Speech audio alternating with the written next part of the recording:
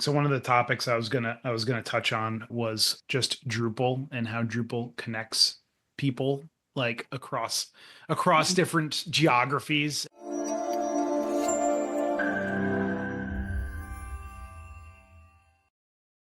What's going on, man?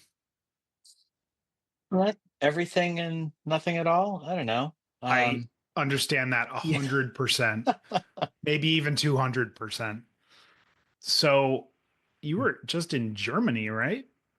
Yes, I was in Dusseldorf, Germany. I was giving a talk at Beyond Tellerrand, which is honestly one of my favorite conferences.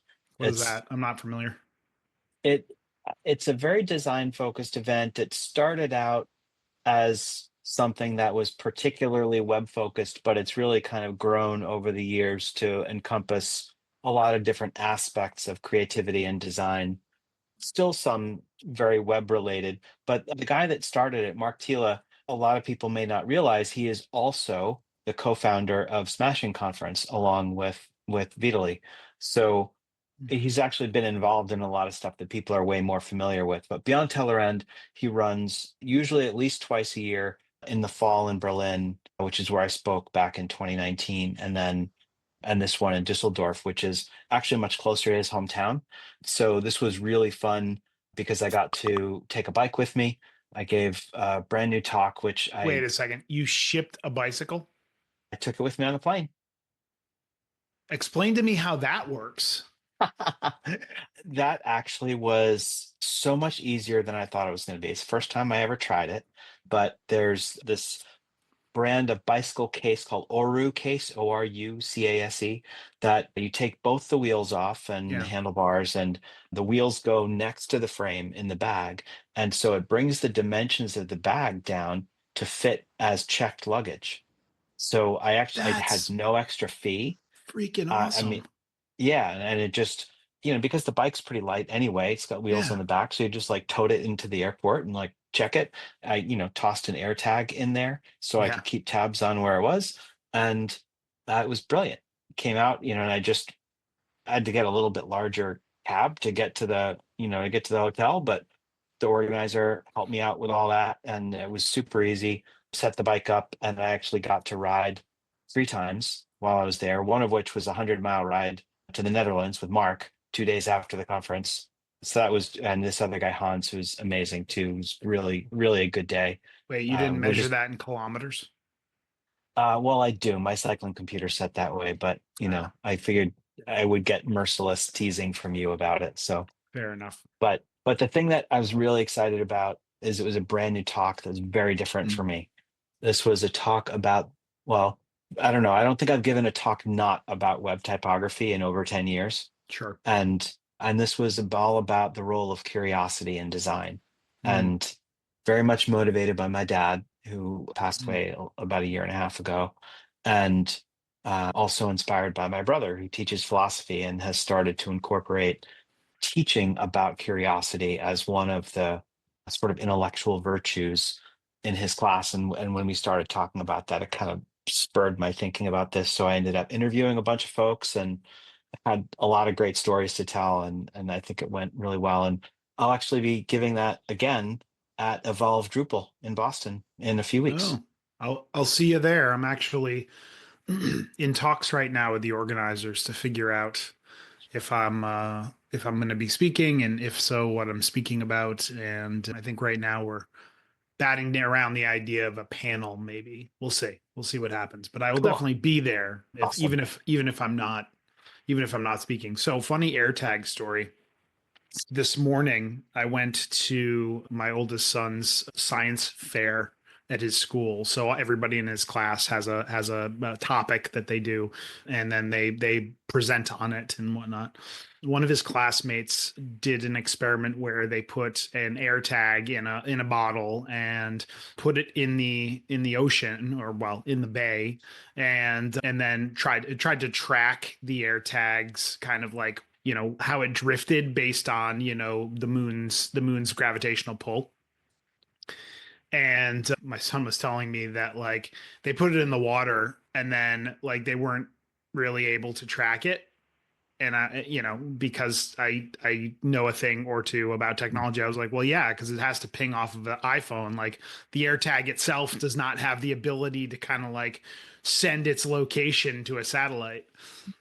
So I'm like, once you put that thing in the water, once it's far enough away from an iPhone, like it's not really gonna tell you where it is. So it was interesting to see his data points, and they were slightly. I think there was maybe some embellishment on how the flow was, but I mean, I thought it was a really great idea on like Mhm. principle, but I was kind of like, no, that's not going to work that way because there's no satellite positioning on an AirTag.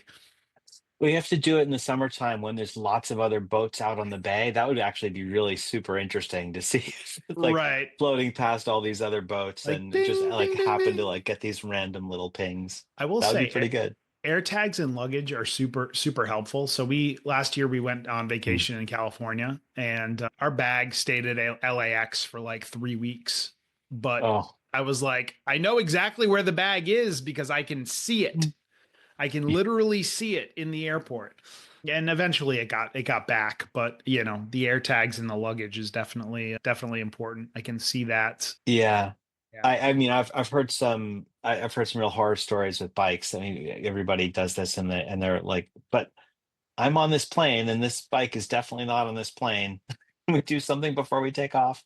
Yeah, that's my It's favorite to interesting. be like, Mm. oh hey, my luggage is with me. Great, perfect. That means it's at least on Yep. the airplane. Yeah, actually, it reminds me of a time many, many years ago. My friend Dan and I had a web design company. It was actually before I went to work at Adventures Oh, and okay. when we met.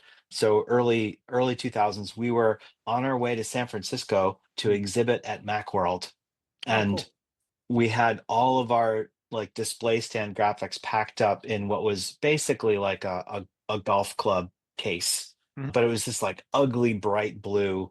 I don't know, it's whatever we had gotten from the company when we ordered everything from it. And but that color really worked in our favor because we were on the plane and I was just happened to be looking out the window and I see this luggage cart, one of those luggage trucks, like with all the trailers and everything, like headed to the plane next to us. And I saw that case on there, and I was like pulling somebody over, and I was like, "Come!" And like got a flight attendant, and I was pointing it out on the window, and sure enough, that was our trade show booth about to get on another plane, and because of that. They were able to get somebody from the ground crew to go get it and get it on our plane before we pulled back. And Oh, that was that one. that was a very near miss. Yeah. You never want to show up at the trade show without your stuff. Oh man, we saw that, and boy, that would have been really sad. It's interesting. The other Mm. day, so I'm doing some work right now in the hospitality industry, and I was actually thinking back to our work with Marriott when we worked at Adventures, and just the other day, I was reminded of that, and I was like, oh man, I remember that. Like that was my first like intro into like Drupal in like the real world. I was like, man, that's real interesting. That was pretty slick. I mean, that was in, I don't know, 2008, and we had like two different themes at two different URLs pointing to the same Drupal site, and had that sort of Marriott theme that we had created for them that they swore couldn't be done.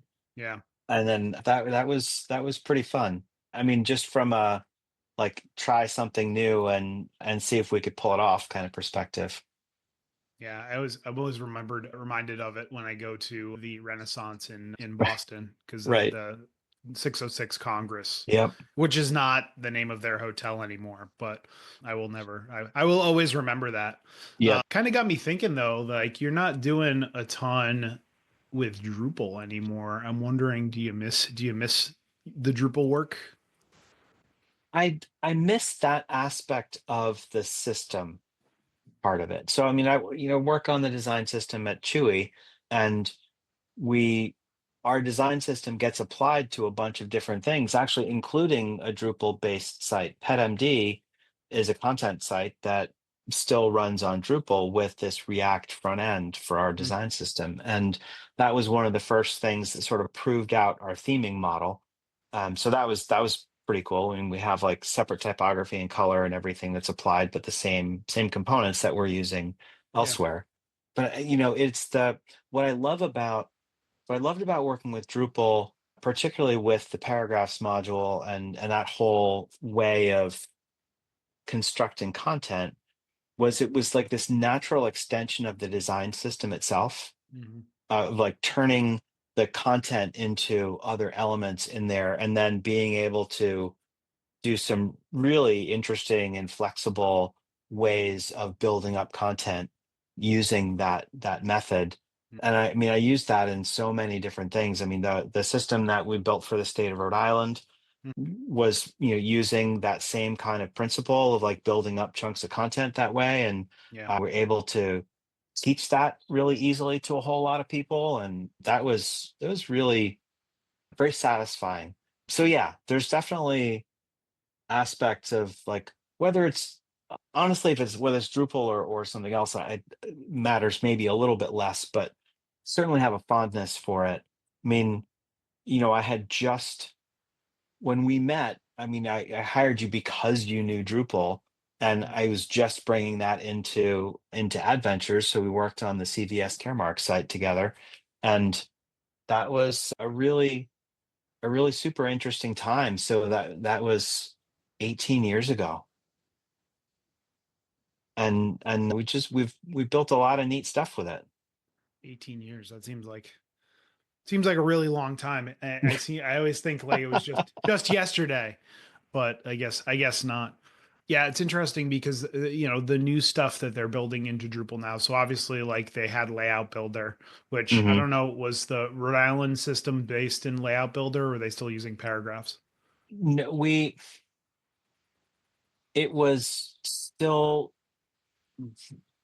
not quite where we needed it to be Yeah, to use it for content level stuff. It was great for page level stuff, but yeah. but not in the way that we used paragraphs. I feel like we actually used a little bit of both, but Mm, it's honestly it's been a while. So I mean we yeah. that was in 2020 and 2021. That also Uh, does not seem that long ago. I feel like I'm like, oh yeah, they just built that thing last year. right. Yeah, no, it's so I mean I've been at Chewy now for 3.5 years, and a lot of water has gone under the bridge in that point in that time. Yeah, that is true.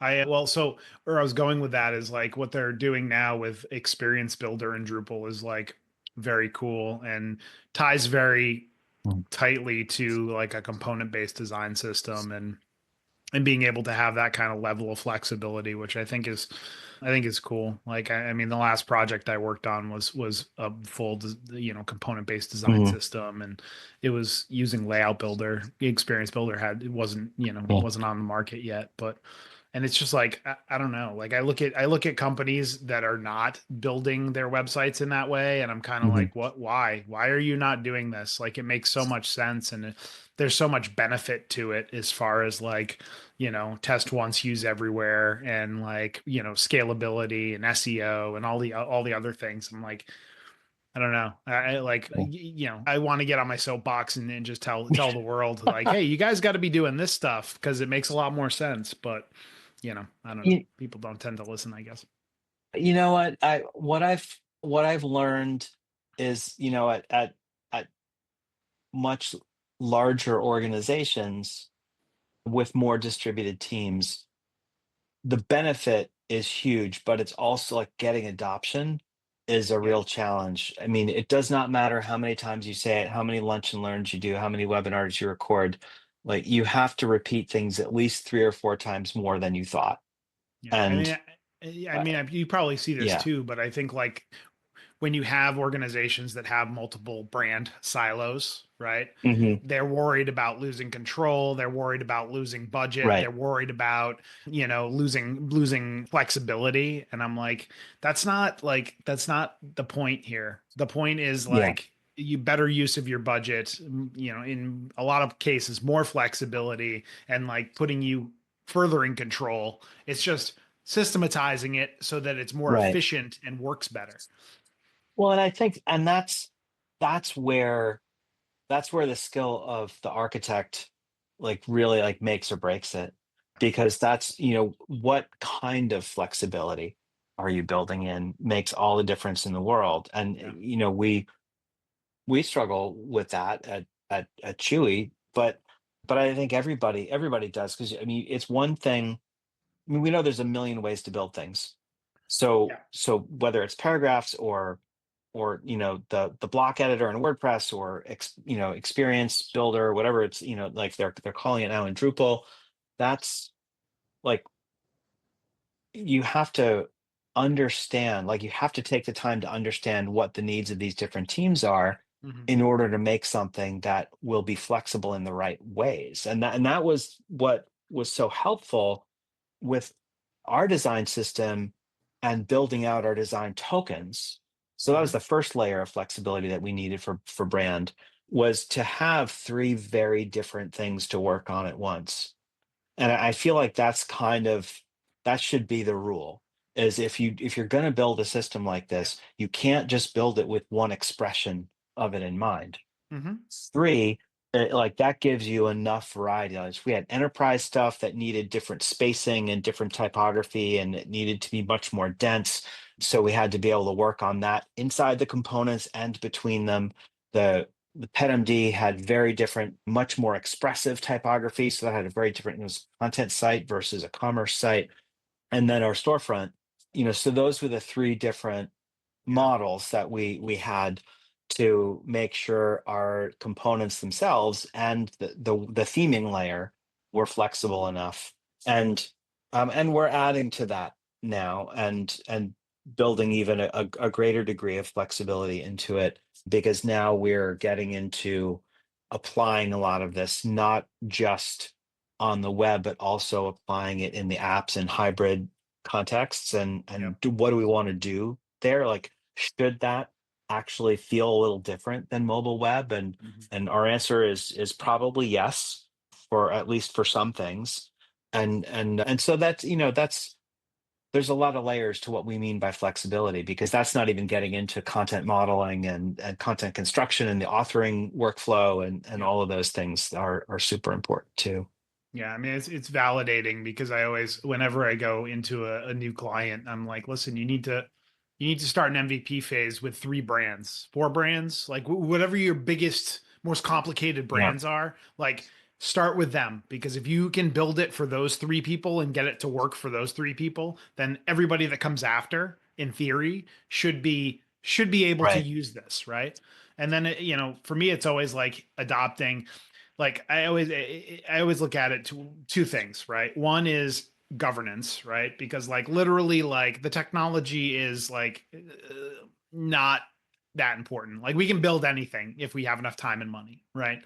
It's the governance and being able to get Mm. everybody to play by the same rule book, right? And then the other aspect, you touched on tokens already. I think that's kind of a no-brainer, is tokenizing things for colors, fonts, those Mhm. customizable bits is super important.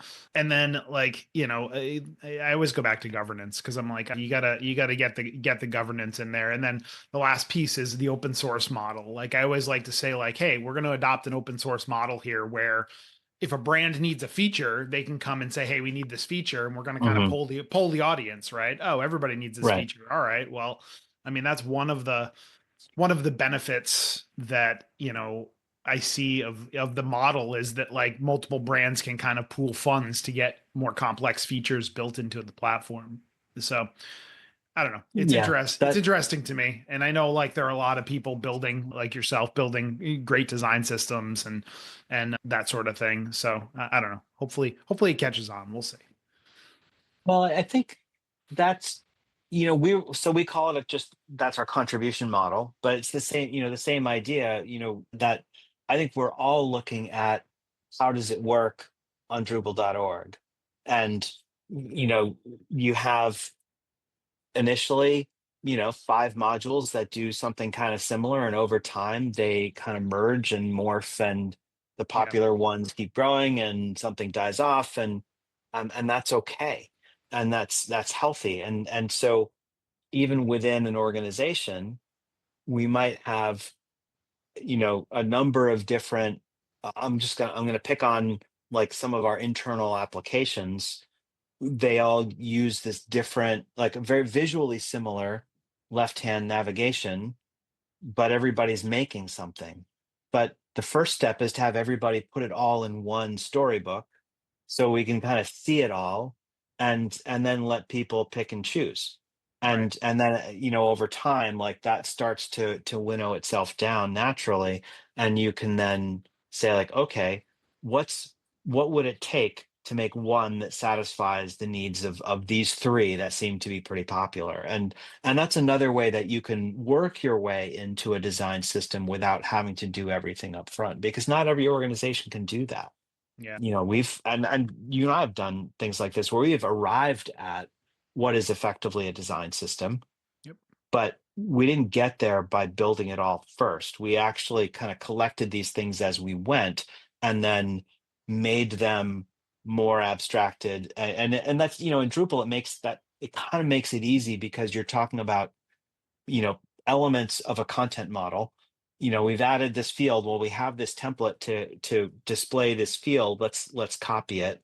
And that's the simple first way to go. And then eventually, some of us got to the point of like using Pattern Lab or something else where we literally had one template file that was being called in all these different places. And that's the other way that you can arrive at a really well a really well tested design system, because you've distilled it out of all of these other uses. I mean, it's great if you have the time to figure these things out ahead of time, and know, okay, I have all the flexibility that we need here and all of this stuff. But sometimes you just actually need to pave the cow path and look at what people are already doing and say like, okay, we know we've got three teams that do these things. That's like Dan Mall's rule for design systems. I think like if it's needed in at least three places, okay, that's a candidate for inclusion in the system. And doing that with the design system components, and then the next thing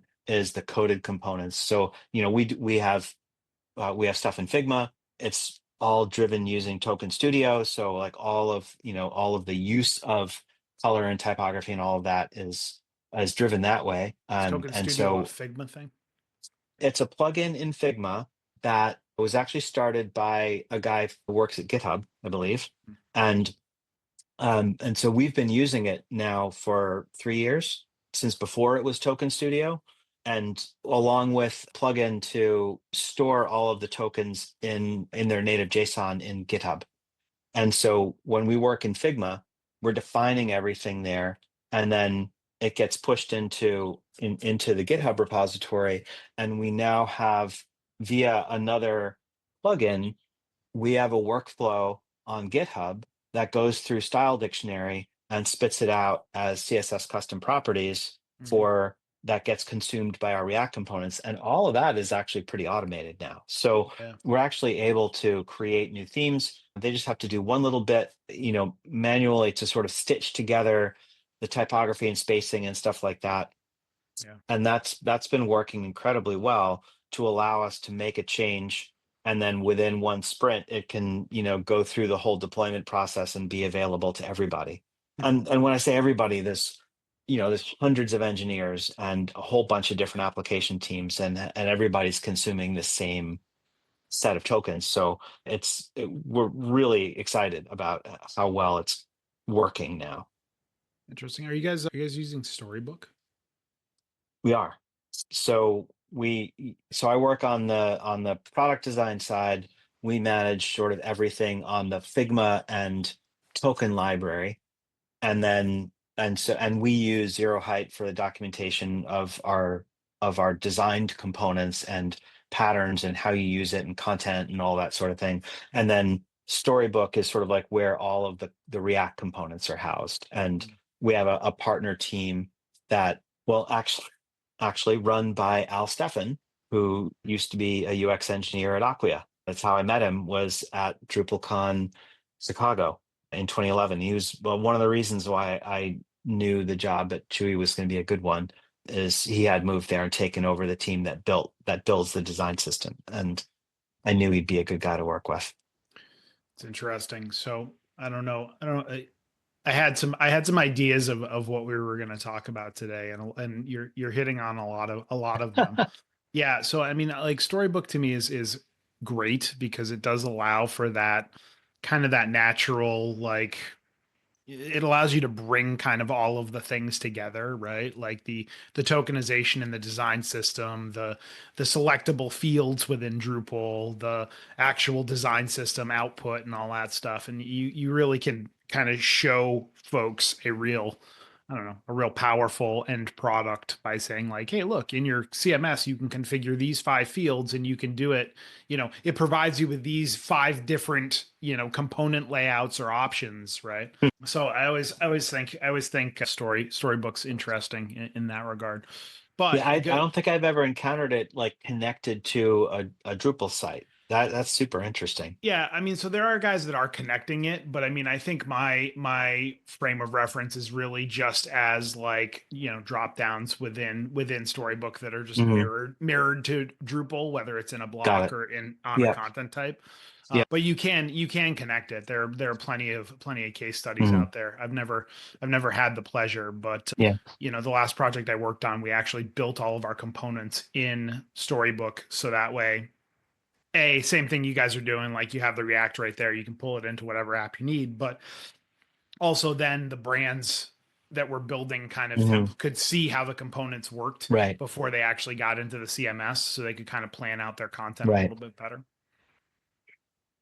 Yeah, we do. What I love is we have a theme switcher that's built into it. So in Storybook, when you're looking at any given component, you can see, well, this is what it would look like on PetMD. This is what it would look like Oh, on that's cool. Storefront. This is what it would look like in an enterprise application. And yeah, it's really cool. It's super helpful.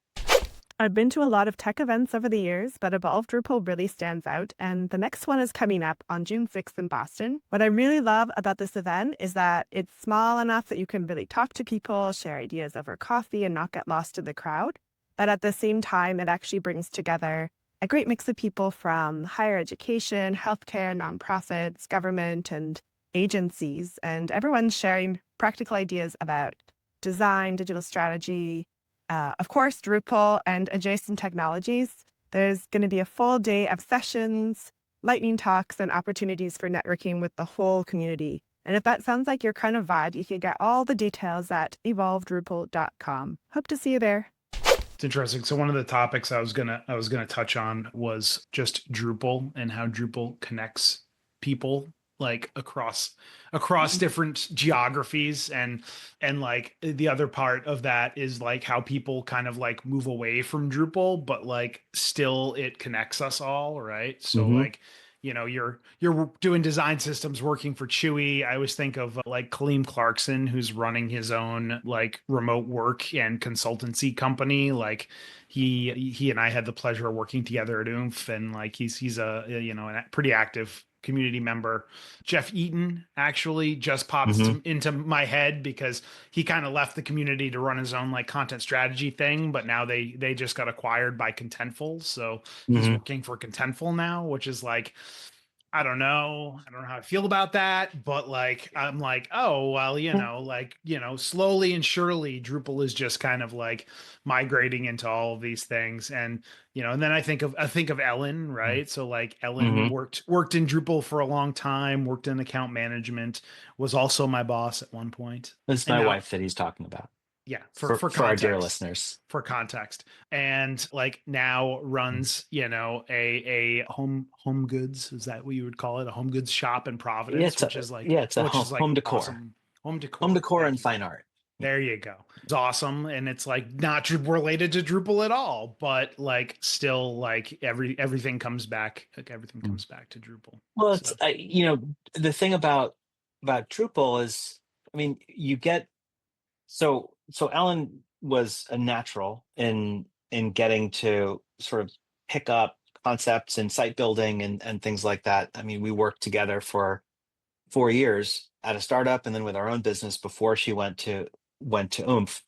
And getting used to that system and that way of working with stuff meant that when she and her sister wanted to launched Stewart House, we looked around. Well, she did a ton of the research and said, okay, online and in store, we're gonna have a physical location. What's the platform? The answer was Shopify with point of sale and stuff. But so, we set things up, and within a week or two, she had the whole inventory system built out, and all of this stuff was already there with their vendors and all this stuff. And so then when sat down to look at putting the site together, it was super easy to do.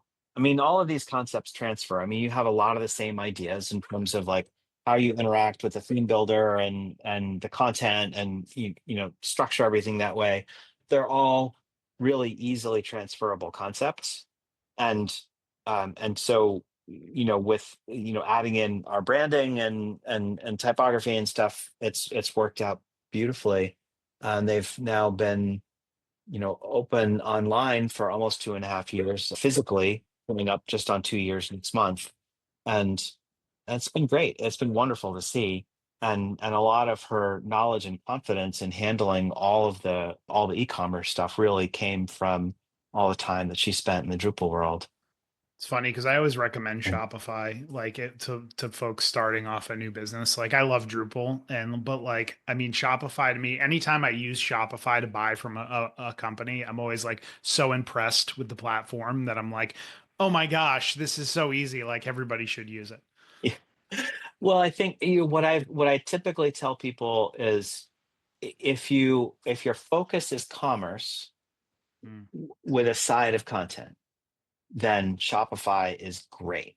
Like I still wouldn't say that their content management tools are what I would want.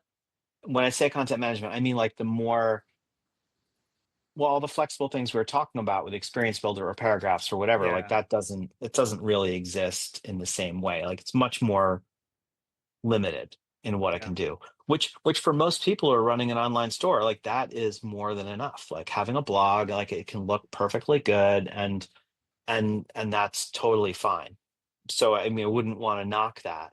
But if it is a content site that happens to have a little e-commerce, then that's totally different. Like setting up something in Drupal or integrating things together is definitely the way to go. If that's the side dish, is the commerce piece of it. Yeah. I mean, I don't know. I can see I see both sides of it, and you could say, hey, I'm going to use Drupal for my content and Shopify for my store and PIM, like back office stuff. But like I don't know, for a that only makes sense Yeah, for a certain size of business. yeah, yeah. No, it's totally true. But coming back to what you were saying about the Drupal world connection, I actually had a funny story, just from last week in Germany. This guy Mario Rader reached out to me on Blue Sky the week before I was heading over there, and I was so excited because I met him initially at Future Web Design in probably 2011 in New York. I was speaking there, and then I saw him again at DrupalCon in Munich 2 years later, Huh. or 1 year later, and I think it was 2012. And so we've been friends for a long time, at least a little bit in person, and then always connected online. Super nice guy. I've not seen him in over 10 years, but it was like no time had passed. We had such a great time last week. I got to hang out a bunch, and it was just those connections hang around. Like they're really good. Like all the people we mentioned are good friends, but this was another one that like really just kind of came up last week, and it was somebody that I had not gotten the chance to see in person in over 10 years. I was gonna wear my DrupalCon Austin shirt today, and then I got lazy Mm. earlier in the week when I pulled it out and was like, no, I'm not going back to get another shirt. So I wore it, but I was like, that was the first DrupalCon I went to, and you and I went together, and it was great fun. It was great fun. So I again, think, more Drupal connections. yeah, the in-person stuff for events is something that realized more and more I missed so much over the last few years. Yeah. I mean, it was a little excessive in 2019. I think I was at 20 events in that Oof, year. that's a lot. I think I counted it was like 9 countries. I was a lot. I mean, I mean, I that's was away that's way more than I should have been. that's good. I Um, mean, that's good travel. Like you're getting to see a lot of stuff, but like, I did. I mean, and I loved the travel, but that was too much being away yeah, from home. And then during the pandemic, I don't think I realized how much I was missing that piece of things until at some, I don't know, I was in a conversation with someone, it was now a couple of years ago, but it was, a couple of years into the pandemic. And what I realized was that the biggest part of my friend group socially were people that I knew through conferences and a ton of Drupal events. So like yeah, people that, we were super close with from all over the world in these different events, and then all like the other like design events that I was speaking at and that sort of thing. And there would just be people that I would spend really intense, wonderful quality time with multiple times a year at these different events in all these different countries. It was just all gone. And so, I have there was like we see you and Laura, hmm and there's like a handful, two, three other people that I see regularly, but all the other people that I had like social time with, I yeah, just like it was just gone. And so getting back involved in going to some different events, I'm really excited that I've got another one in the fall that I think we'll be able to announce soon. That'll be so I want to try to get back into doing, maybe 3, 4 conferences a year just to get that connectivity back with people that really mean a lot to me that I just don't get to see that much. yeah, yeah. I can understand that definitely. So flipping to the opposite end of being connected to people and talking about being connected to machines, AI, are you using it? We're looking at a lot of stuff. Yeah. I so I definitely maybe a bit more on the skeptical side, It's but fair. but but that's just as it relates to me. Yeah. I don't want it to do my writing. I love to write, and like that's how I Oh think. man. So So that's where we differ greatly because sure, but that's okay. I I think I write things in like, Miro boards and stuff like that. That's kind of my way of thinking, but like, man, if I can give AI a prompt like, "Hey, I need a paragraph on this topic with this point of view, go." And it produces mm, it, I'm like, "Yes, thank you. Thank you no, for I need this. Like I yeah. need. I didn't realize that was complete scribbles, but it's how I work through ideas. Yeah. It's how I sort of clarify my own thinking about stuff. Is every time I like write it and rewrite it and then transfer it over to Evernote or wherever. I it's not that I don't think it has its utility. For a lot of people, it does. Yeah. I know that uses in coding and code reviews, definitely a lot of interesting applications there. Oh, summarizing pull requests. It can do a pretty brilliant job Yeah. of stuff like that. So I will say Um, I did see Dries had he used Claude Code to mhm, make updates to a module. Like there was some like, a PHP standard update that came mhm, out or something that he needed to make. So he asked Claude Code to do it. And like just hey, yes, I've updated these 3 sections and like being able to summarize here are the update. Like mhm. I was like, okay, that's flipping cool as hell. Yeah. And like, yes, I agree. That's a great use. I don't know. I still think like there needs to be human code review, Oh, but that's oh, just me. absolutely. It's not about. I think it's not in the uses that I've seen. It's not about replacing the human review. It's collating everything and pointing out what you should review. Right. And so it's not, and this is just a one application that I see people, working with just in my world. The other thing, something that like, so here's my take is that I think that too often, because of the hype, people are aiming too high in what they are trying to do with these tools when we are missing the profoundly mundane aspects that could be incredibly valuable. So think about something like e-commerce, where you are bringing in products from thousands of vendors, and you want to be able to display and compare those products, and you're getting product information from those vendors, and it is not in any way a structured, normalized schema. Right. Does not exist. Right. So what could we do? We could train a model on looking at all of these things by category, and then Mhm. use it to help normalize those things. Because one of the most used features, so probably the most used feature in any e-commerce, is reviews. The Yep. next most used is probably comparison. Mhm. And so when you don't have a good normalized set of things to compare, like, that really damages the customer experience, and it damages the usefulness of what you're trying to provide.